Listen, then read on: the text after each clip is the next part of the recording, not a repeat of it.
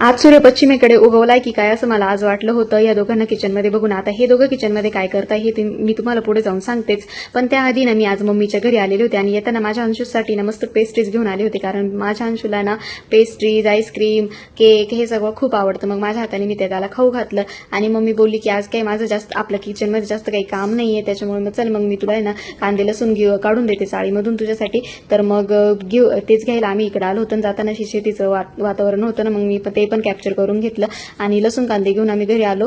आणि हे बघा लसूण आहे ना इकडं आमच्या इकडे असं पेंडी करून बांधून ठेवला राहतो, कारण असं म्हणतात की तो लवकर खराब होत नाही, पोकळ होत नाही. मग जेव्हा वापरायचा राहतो ना तेव्हा मग तो खांडून वगैरे घ्यायचा आणि वापरायचा.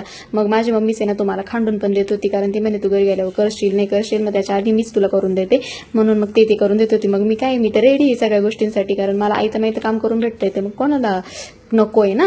मग ते तिने करून दिलं. त्यानंतर मग हे बघा हे दोघं आहे ना हे किचनमध्ये काय करत होते, तर त्याचं रहस्य हे आहे की ते दोघं जण मिळून मासे बनवत होते. आता मासे तर काय मी तर काही खात नाही, पण मग आमच्यासाठी वेगळा स्वयंपाक होता, पण त्या दोघांसाठी त्यांनी बनवलेले होते आणि मस्त त्या दोघांनीच ते खाल्ले.